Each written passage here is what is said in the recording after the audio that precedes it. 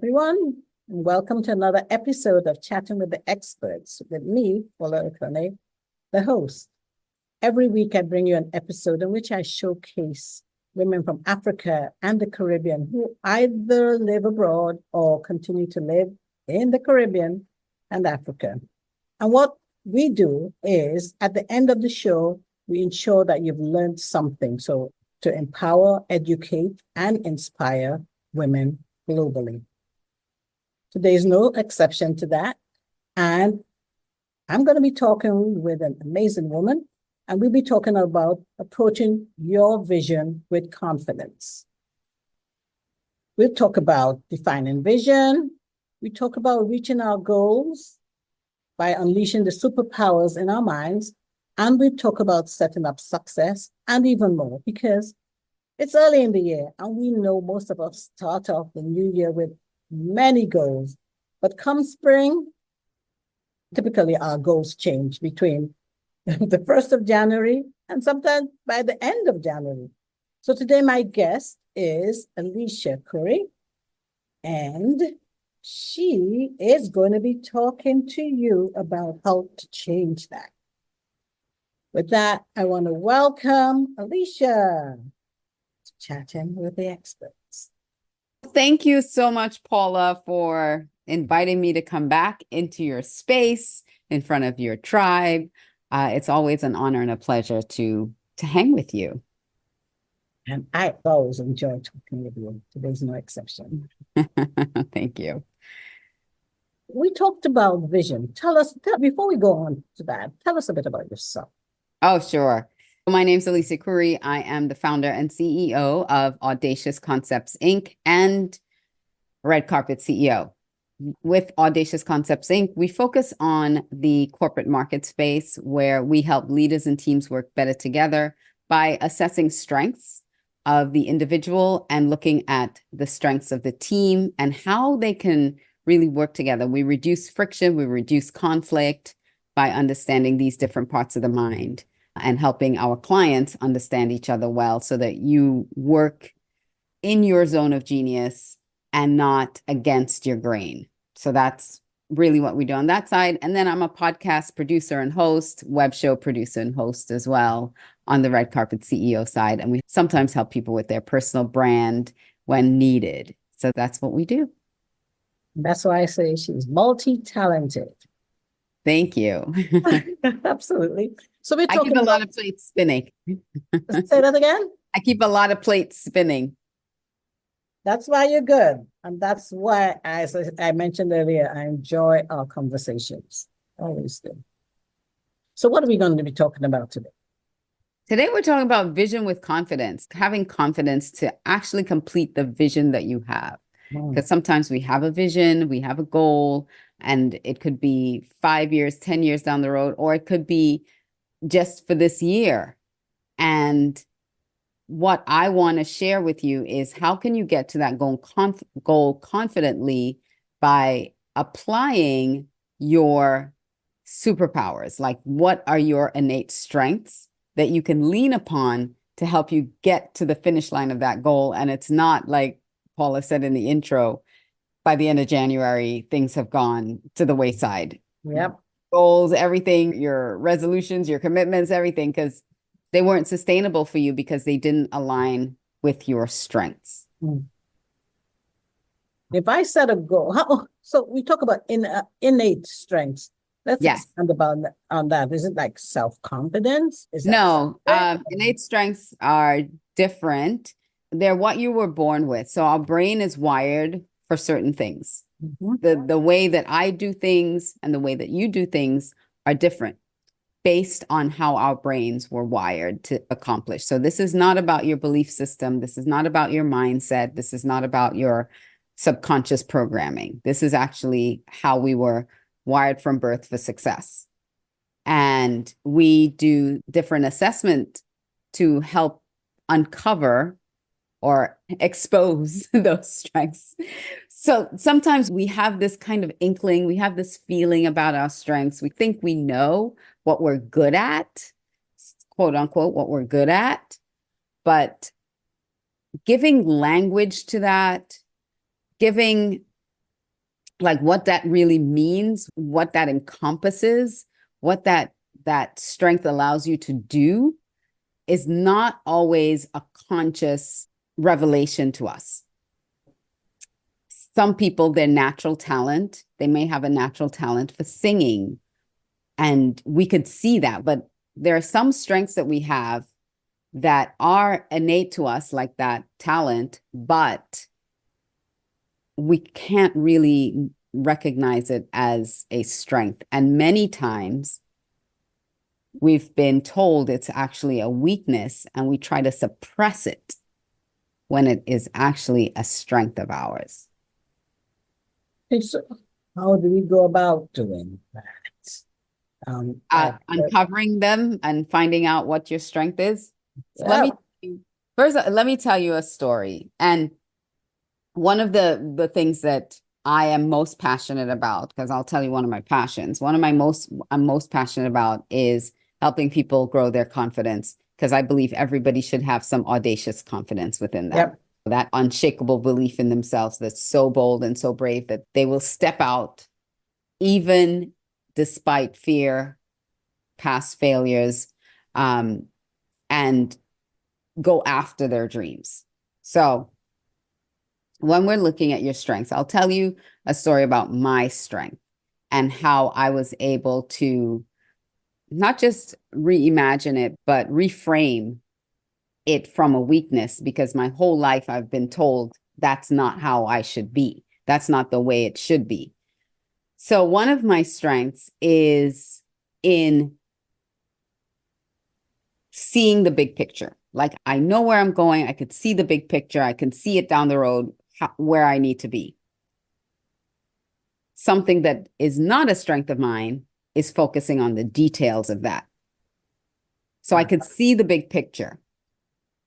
And in that vision for the big picture that I have, that I'm really good at, being that visionary and seeing the big picture, is that I was called a daydreamer. I was told that I couldn't concentrate on one thing. Like, you need to do one thing. Why can't you just sit down and do the one thing? No, because I see the world in a bigger way. So I see all these different things that need to be done to get to where I want to go. So I'm not going to focus on one thing. Hence, I have two businesses, right? I can see all these different pieces. And so they say I have bright, shiny object syndrome. I can never finish anything. I'm a great starter, but I can never finish, because my strength is in the starting. My strength is to initiate things and get it going, because I see where it's going down the road, and then move to the next thing and have people around me that can fill in and start working on the details of that plan. But I didn't understand that, and I didn't know that for a long time. So I was frustrating myself trying to be what everybody says I should be, which is, you got to pay attention to the details, and you got to do it this way, and you can only have success doing it this way. And so that really frustrated me. And it didn't just frustrate me, it created stress within my brain that I didn't even know was happening. Now, when I started working with assessment, so I'm certified in two different assessment tools, Kolbe, which is a cognitive assessment, and an affective assessment, which is in Predictive Index, which I use for work. But when I did it myself, it was like the heavens opened, the clouds parted, angels sang. It's, no, this is who you are. Stop fighting it. One of my favorite quotes by Albert Einstein is, everyone's a genius, but if you judge a fish by its ability to climb a tree, it will live its entire life believing it's stupid. Yep. That's what I was. I was that fish trying to climb a tree, not realizing I belong in the water. And when I did some of these assessments, it's, here's the water, jump in. So yeah, so that's how we can take something that you're frustrated, trying so hard to do, that's really burning you out, and help you understand how you're naturally wired, instinctively wired.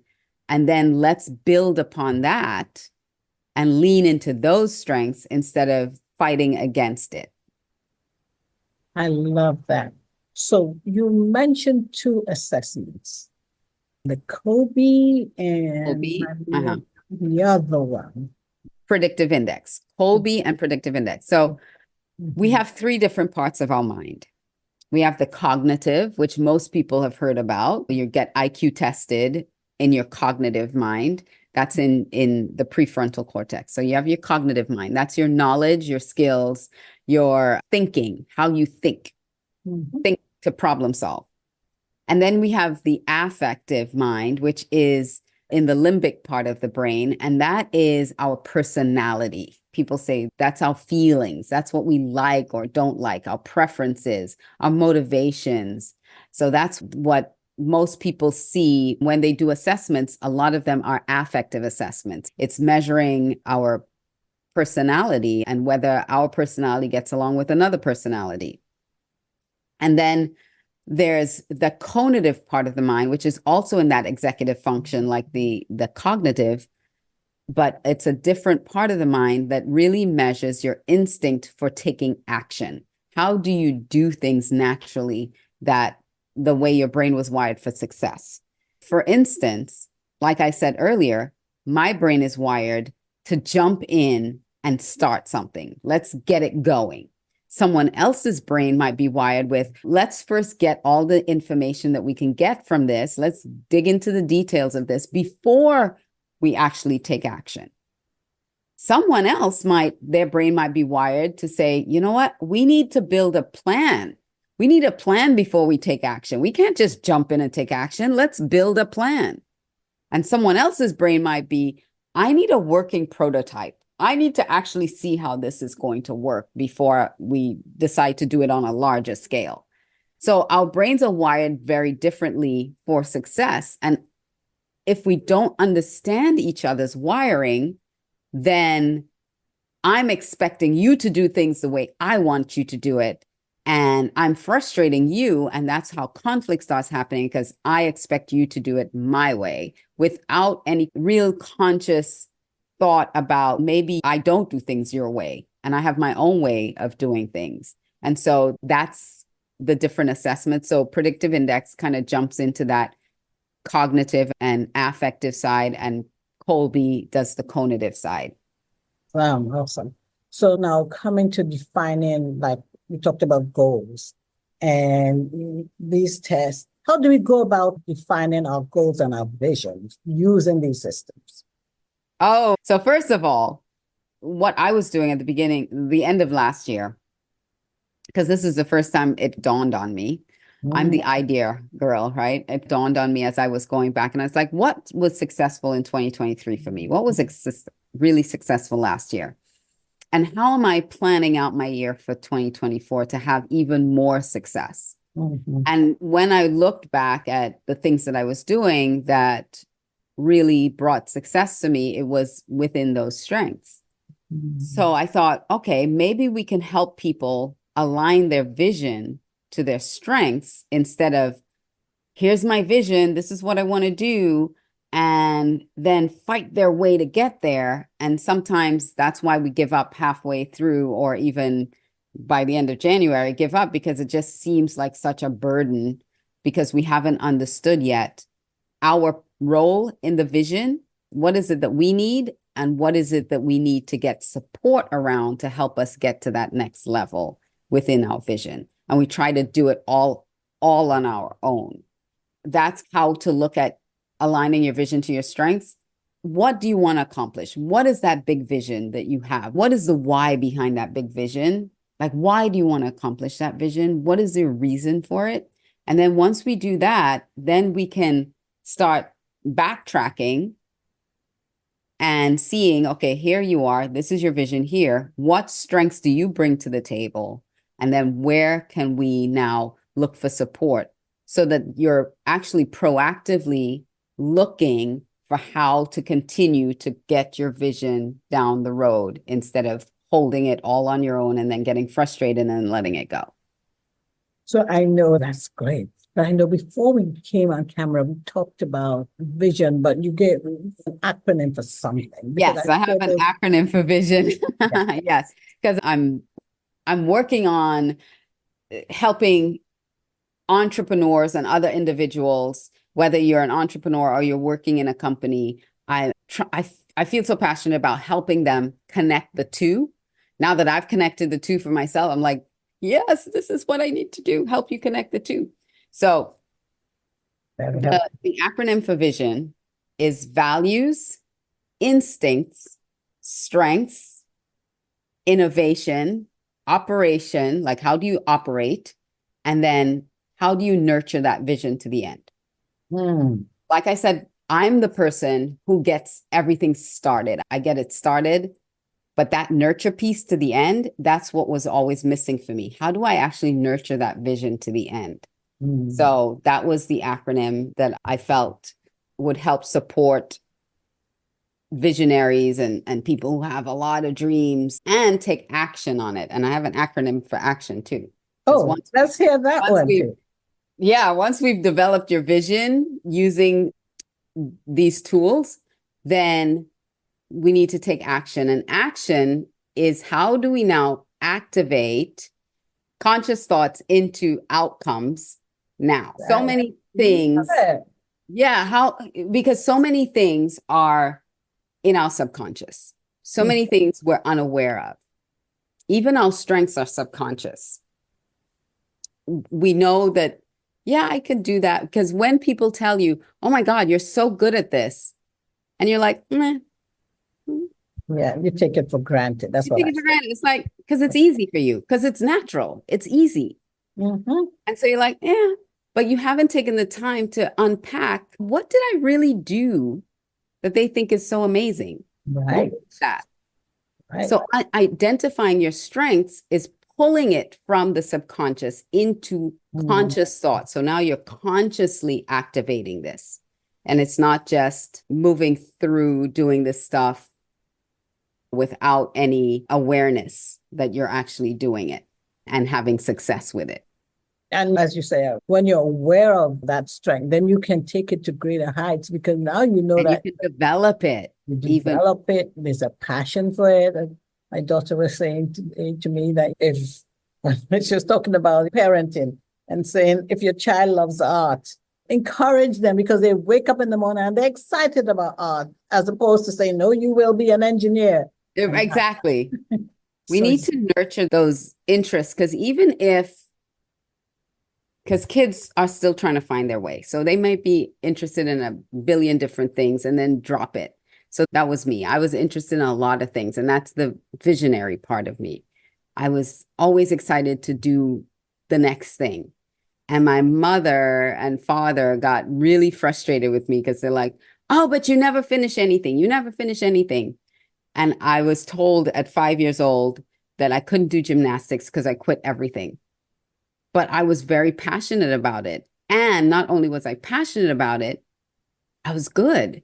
I grew up in Australia at the time. I was in Australia, and my PE teacher was telling me that I should do gymnastics because I'm tumbling all over the place. You're running, jumping, tumbling, you're climbing up on stuff. You should really, your parents should think about putting you in gymnastics. And I remember being all excited and going to my parents saying, I want to do gymnastics. And they're like, no, you quit everything. I'm like, looking back at that, I'm like, I was 5 years old. How many things did I quit?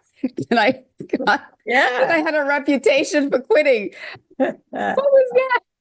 But I understand there was money involved and there were other things, and time and money. As a child, you don't understand until you become an adult that there's time and money involved in these things. And that was probably more of the why behind it than I quit everything. But putting it on me made it easier for them. And I have no shade. I'm not throwing any shade at my parents. That's the generation. That's how we grew up. Yep. I was told if I wanted roller skates, prove to me that you could skate before I go buy roller skates for you. So I had to borrow friends' roller skates and practice and learn how to roller skate. I had to borrow a friend's bicycle and show them I could ride a bike before I could get a bicycle, because I quit everything, right?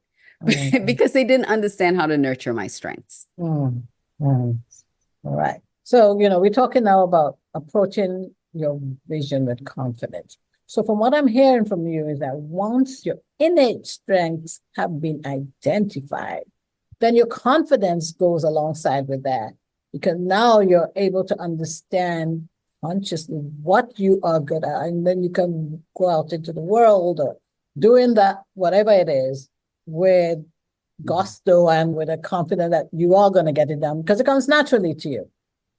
Exactly. When we align people with their subconscious commitments, their productivity just goes higher. Because again, this cognitive part of your mind is subconscious until you're aware of it. And when you're aware of it, it's something that you're going to do anyway.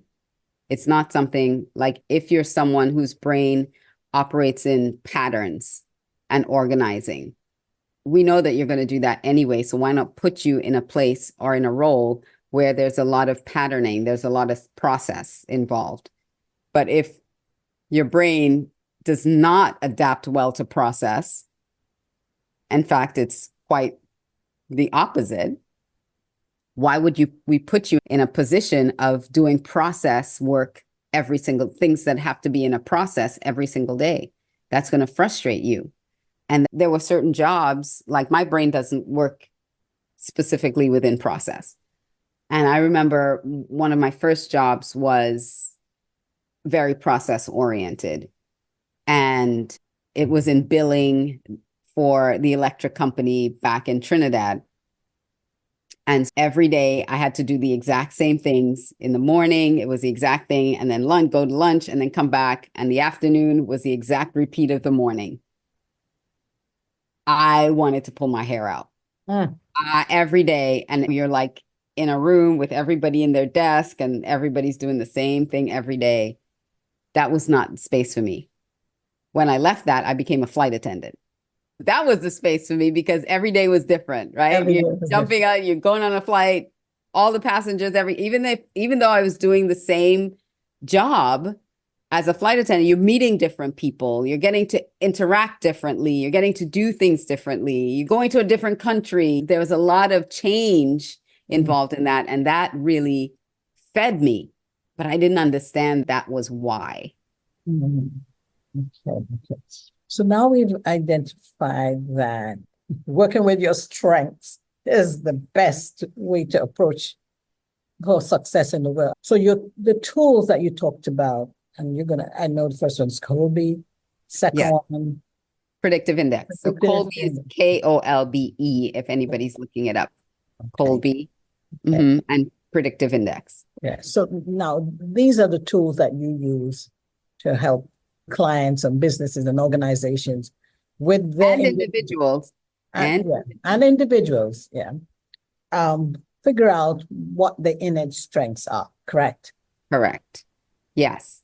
And within that comes communication. How do we communicate out of those strengths? Because each person communicates differently based on those strengths as well. And so when we understand that, we can understand why we're having miscommunication or even conflict sometimes with someone that's happening over and over again. When we measure the strengths and we look at different parts of the strengths and we're like, okay, this is where that conflict is coming from. This is why you're having that conflict. And here's how we can work around that. Okay. As you're talking about that, I know I've had some guests that have conflict resolution. Yeah. Now, do you work hand in hand with people like that or not? No, with people who do conflict resolution. Yes. No, a lot of conflict resolution experts will most likely are handling conflict from the affect. They're handling conflict from a mindset perspective and giving you the tools to navigate conflict from that perspective. I come at conflict from a different perspective, not so much from just the affect, from your feelings, from you hurt my feelings, you need to talk differently to me, and not from that aspect, but from the mind, what's going on in your mind and how innately, because there are just certain innate things that rub against each other. For instance, like I said, if I'm not process oriented and you are process oriented, anytime there's anything to do with process, we're going to have a problem because I'm not going to do things the way that you need them done because my brain just doesn't see process that way.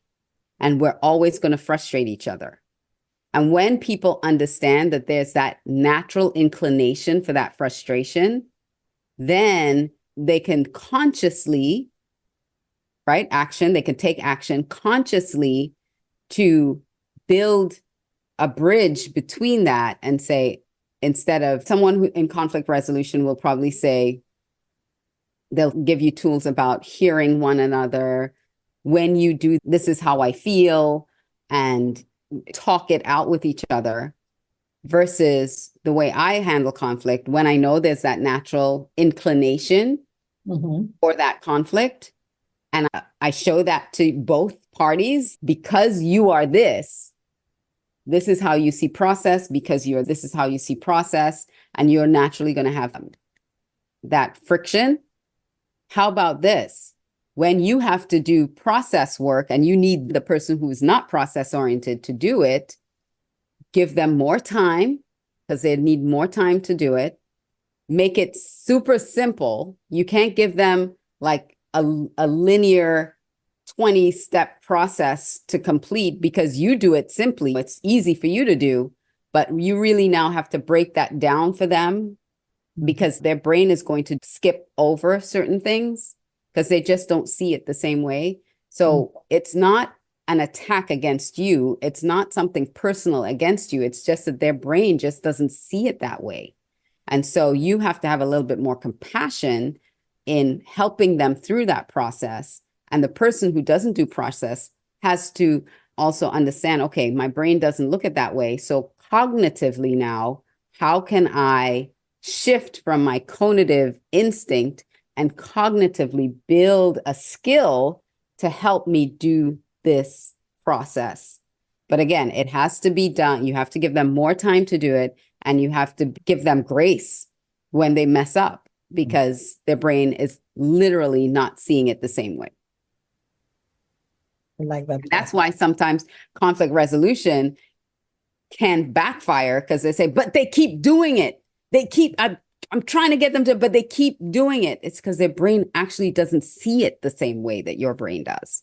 I get it now. So they are not addressing the source. You're going They're not addressing the source of where that conflict could be coming from. Exactly. And again, no shade because it's brilliant tools that you can use. And it's, again, bringing conscious awareness affectively through emotional intelligence. How do I deal with this? Let's take marriage, for instance. People who are married, because we do this work. Actually, I was thinking of doing something for Valentine's Day for couples on this very topic, because sometimes they're wired differently. And so you hear couples say, he's always doing this. And the other couple is saying, yeah, but you never. And when I hear words like that, okay, there's probably a wiring difference in there that they're tripping over, that they're not aware of. That's the way we talked about setting up for success, so that we set up A deeper understanding of how your brain is wired can set you up for greater success in relationships, in your business, in how you handle your kids, and I'd say in every area of your life in general. Because even at planning vacations, I talked to this couple, and one is like, when they plan vacations, one is very detailed. They research everything. They have a plan. They have every day mapped out, a schedule of what we're doing every day. And the other one is, we'll just go with the flow. So they're not following your system. And inevitably there is, why can't you just, this is the schedule. Why can't we just stick to the schedule? You just want to go do whatever you want to do. And I have a schedule. And then there's that conflict that's happening. Without realizing their brain is wired for process and information. And the other one's brain is wired for, let's just go there and have fun. Let's just jump in and do, and whatever happens. And so when they have that understanding now that this is what's happening, they get to now design their vacation where each person's need is satisfied.